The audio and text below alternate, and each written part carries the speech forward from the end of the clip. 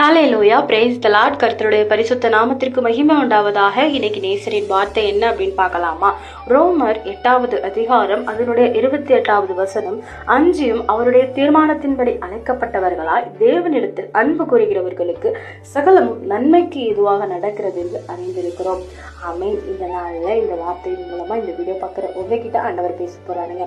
விசுவாசிக்கிறீங்களா? ஆமென். என்ன சொல்றாரு? அவருடைய தீர்மானத்தின்படி அழைக்கப்பட்டவர்களாய் தேவனிடத்தில் அன்பு கூறுகிறவர்களுக்கு, அதாவது நமக்கு எல்லாமே என்ன பண்ணுது? நன்மைக்கு எதுவாக தான் நடந்து கொண்டு இருக்கிறது அப்படின்னு சொல்றாரு. ஆமென். இன்னைக்கு உங்க வாழ்க்கையில் ஏதாவது ஒரு போராட்டம், காரியம், பிரச்சனை, தோல்விகள், அவமானம் இதெல்லாம் நடக்குது, இது எல்லாமே நன்மைக்காகவான்னு கேட்டீங்கன்னா ஆமென். தேவன் நம்ம வாழ்க்கையில எதை அனுமதிச்சாலும் நம்மளோட நன்மைக்காக தான் செய்வாரு. சம்டைம்ஸ் நம்ம வந்துட்டு ஆண்டவர்கிட்ட ஜெபிச்சிருப்போம் சில காரியத்துக்காக, அதை நம்ம வாழ்க்கையில அனுமதிச்சிருக்க மாட்டாரு. ஏன் இந்த காரியம் எனக்கு வாய்க்கல, ஏன் இந்த காரியம் எனக்கு மட்டும் நடக்கல, எனக்கு